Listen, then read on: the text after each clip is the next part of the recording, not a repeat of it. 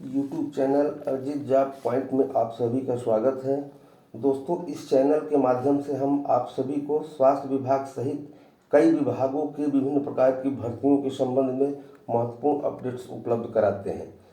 तो आइए आज की ताज़ा अपडेट्स में हम 3-4 बिंदुओं पर चर्चा करते हैं जो काफ़ी महत्वपूर्ण और उपयोगी हैं। पहला बिंदु है कि 1 महीने पहले नोटिफिकेशन जारी करने के बाद भी यूपी SSS द्वारा एएनएम के 92-12 पदों पर विज्ञापन आखिरकार आज तक क्यों नहीं निकाला गया। दूसरा बिंदु है कि एनएचएम के कर्मचारियों के प्रदेश व्यापी हड़ताल के तुरंत बाद म्यूचुअल आधार पर स्थानांतरण सूची तत्काल जारी की गई। तीसरे बिंदु पे हम आते हैं तो 5000 एएनएम भर्ती का रिजल्ट वेरिफिकेशन की प्रक्रिया लगभग 1 महीने पहले पूरी हो जाने के बाद भी आज तक क्यों नहीं जारी की गई।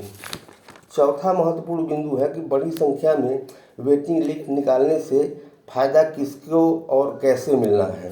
अब पांचवा है बिंदु रिजल्ट अपडेट्स को लेकर के, तो मैं इसे अब विस्तार से बताने की कोशिश करता हूं।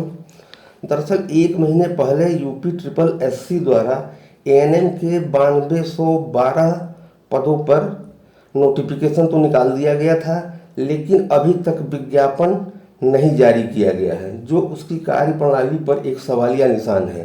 प्रायः ऐसा होता है कि विभिन्न आयोग या भर्ती संस्थानों द्वारा नोटिफिकेशन के 15 से 20 दिन के अंदर ही विज्ञापन निकालकर भर्ती से संबंधित कार्रवाई शुरू कर दी जाती है। पर उत्तर प्रदेश अधीनस्थ सेवा चयन आयोग के मामले में यह समझना कठिन है कि इस संस्था में स्टाफ की कमी है या उसकी उदासीनता है या कुछ वो करना ही नहीं चाहता या स्वास्थ्य विभाग से पेट को लेकर किसी प्रकार के मतभेद हैं। जो भी हो, निश्चित रूप से ऐसी उदासीनता और लापरवाही भरे तौर तरीकों से उसकी कार्यप्रणाली पर सवाल उठेंगे ही। छात्रों में भी आज की डेट में आक्रोश की स्थिति बन रही है। एक सूचना के अनुसार अगर भरोसा किया जाए तो यूपी SSS में 80 स्टाफ होने चाहिए थे, लेकिन आज की डेट में लगभग 45 सीटें वहां भी खाली हैं। और एएनएम के संबंध में अगर बात किया जाए तो पेट की अनिवार्यता को लेकर भी स्वास्थ्य विभाग से उसके मतभेद की स्थिति बनी हुई है। सच तो यह है कि अपनी स्थापना से ही यूपी SSS विवादों के घेरे में है और आज तक अपनी कोई उपलब्धि बताने की स्थिति में वह नहीं दिखाई देता है। अब समय की मांग है कि यूपी SSS को अपनी गैर जिम्मेदार छवि में सुधार लानी चाहिए और जल्दी से जल्दी विज्ञापन निकालकर भर्ती की कार्रवाई शीघ्र शुरू कर देनी चाहिए। नहीं तो 15-20 दिन बाद जब आचार संहिता लग जाएगी तो एएनएम की अस्थायी भर्ती संबंधी सभी प्रक्रिया बिल्कुल लटकने की स्थिति में आ जाएगी। अब हम दूसरे बिंदु पे जो है चर्चा करते हैं, जिसके अंतर्गत एनएचएम के संविदा कर्मियों ने लगभग 1 सप्ताह पहले अपनी 7 सूत्रीय मांगों को लेकर के प्रदेश व्यापी हड़ताल किया था। शायद इसी दबाव में आकर एनएचएम ने आनन फानन में संविदा कर्मचारियों के म्यूचुअल स्थानांतरण सूची तत्काल जारी कर दिया, जबकि ऑनलाइन आवेदन की प्रक्रिया 2-3 महीने पहले ही पूरी करके उसे ठंडे बस्ते में डाल दिया गया था। उनकी मांगों में स्थानांतरण पॉलिसी भी एक अहम मुद्दा था और इसी कारण जल्दी में 1298 लोगों की स्थानांतरण सूची को जारी कर दिया गया, जबकि वास्तव में अपर मुख्य सचिव उत्तर प्रदेश शासन से उनकी बातचीत 6/12/2021 को होनी थी।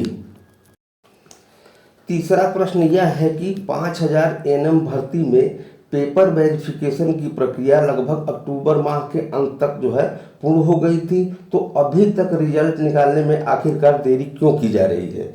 क्यों एनएचएम की साइट पर ही रिजल्ट निकालने की कार्रवाई होगी, जबकि रिजल्ट में पेपर वेरिफिकेशन की संपूर्ण जिम्मेदारी जिले स्तर पर सीएमओ अथवा डिस्ट्रिक्ट हेल्थ सोसाइटी को दी गई थी, जहां इन अधिकारियों को जिम्मेदार मानते हुए रिजल्ट भी जारी करने की जिम्मेदारी इन्हें ही दी जानी चाहिए थी। लेकिन ऐसा न करना और रिजल्ट निकालने में विलंब की स्थिति निश्चित रूप से एनएचएम की कार्यप्रणाली पर भी प्रश्न चिन्ह अवश्य खड़ा करेगा।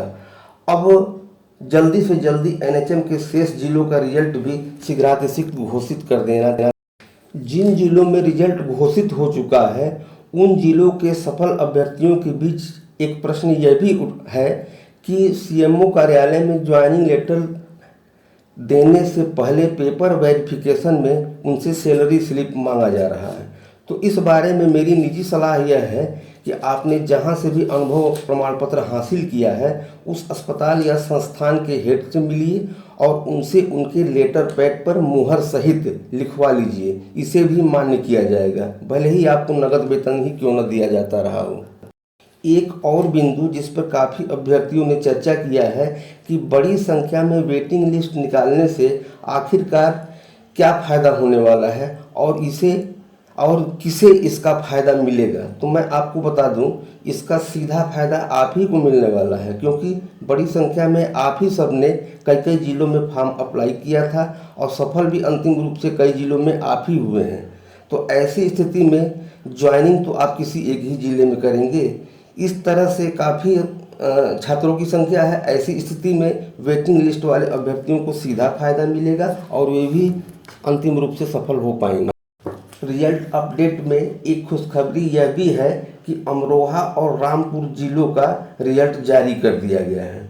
अमरोहा में कुल 29 सीटें थी, जहां 29 अंतिम रूप से सफल अभ्यर्थियों की सूची दिखाई दे रही है। वहीं 29 लोगों को ही वेटिंग लिस्ट में रखा गया है। यही स्थिति कमोबेश रामपुर जिले की भी है, जहां 42 लोग अंतिम रूप से सफल हुए हैं और 42 ही वेटिंग में हैं। तो दोस्तों, रिजल्ट आप लोग NHM की वेबसाइट पर जाकर अवश्य देख लीजिएगा। फ्रेंड्स, ये वीडियो आपको कैसा लगा कमेंट बॉक्स में लिखकर अवश्य बताइएगा और इस चैनल को लाइक, शेयर और सब्सक्राइब करना कदापि न भूलिएगा, जिससे कि नई नई सूचनाएं भी आपको मिलती रहें। आज के अपडेट्स में बस इतना ही, फिर मिलते हैं। तब तक के लिए बहुत बहुत धन्यवाद। आपका दिन मंगलमय हो।